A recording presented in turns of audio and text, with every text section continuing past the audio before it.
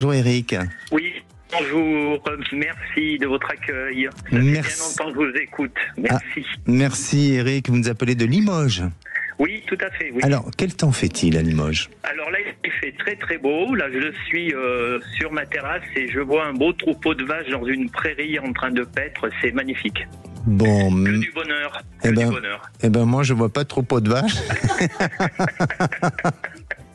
Mais, je suis entouré de micros et de très jolies filles et de garçons, vous voyez. Bon, voilà, et tout le monde lève les bras, voilà, exactement. mais oui, mais il n'y a rien de plus beau que la nature. Ah, c'est vrai. Et bien sûr.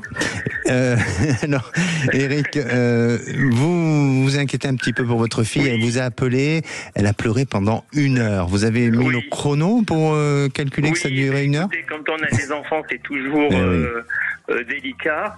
Et là, elle est dans une très très très mauvaise passe et elle enchaîne les mauvaises nouvelles.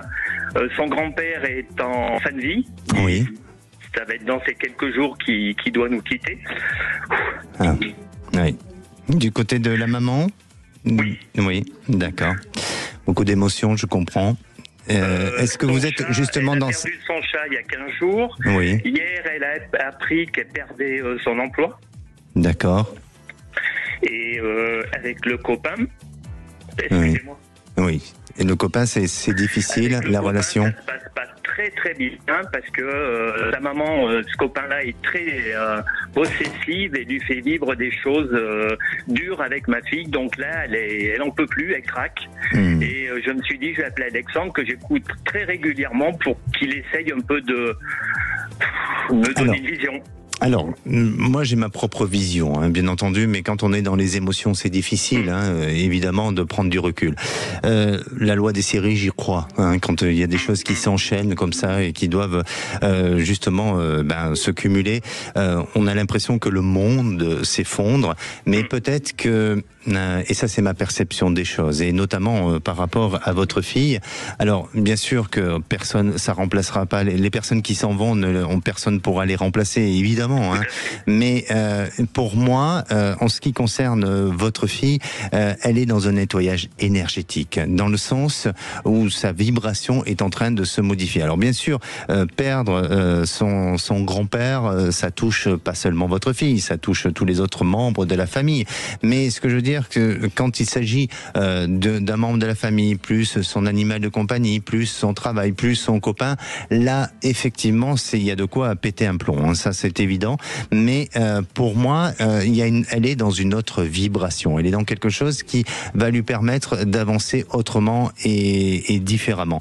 Alors, elle a juste besoin d'être accompagnée, d'être soutenue, d'être aidée. Il ne faut pas hésiter à lui dire si pendant un certain temps tu as besoin d'aller voir un thérapeute ou un psy pour avoir un accompagnement, parce que parfois c'est important aussi de parler. Hein, la parole est libératrice, donc il faut sortir tout ça et lui permettre d'avancer progressivement. Maintenant, en dehors de ces êtres chers qui ne vont plus être là ou qui ne sont plus là, bon, après chacun sa croyance, mais peut-être que ce qui peut la rassurer et ce qui peut la conforter, c'est de se dire aussi qu'ils sont là pour la protéger, pour l'accompagner dans l'avenir. Et ayez peut-être ce discours envers elle, parce que si je vous parle de cette manière-là, c'est que je sens que vous aussi, vous êtes sensible à ce genre de discours. Est-ce que c'est le cas ou pas ? Oui. Bon, très bien. Et ensuite, en ce qui concerne sa vie professionnelle, sa vie sentimentale, alors bien sûr que là, c'est de manière générale, il y a plusieurs questions en une, mais pour moi, ce qui est important, c'est son côté professionnel, parce que c'est le côté professionnel qui va la maintenir, qui va lui permettre le matin de se lever et d'avancer dans la vie.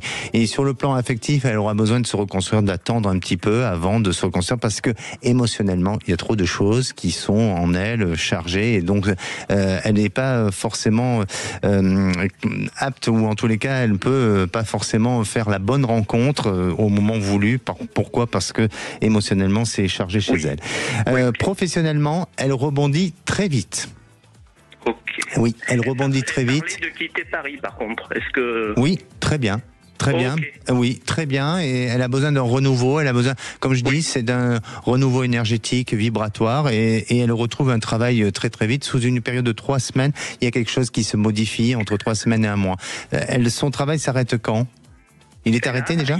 C'était hier, parfait. Ouais. Donc sous une période de 3 semaines, le 27. Le 27, pardon. Il doit annoncer hier, mais ça s'arrête le 27. Ah ok, donc on est presque dans une période de 3 semaines. Donc on est presque aux 15 jours, mais bon voilà.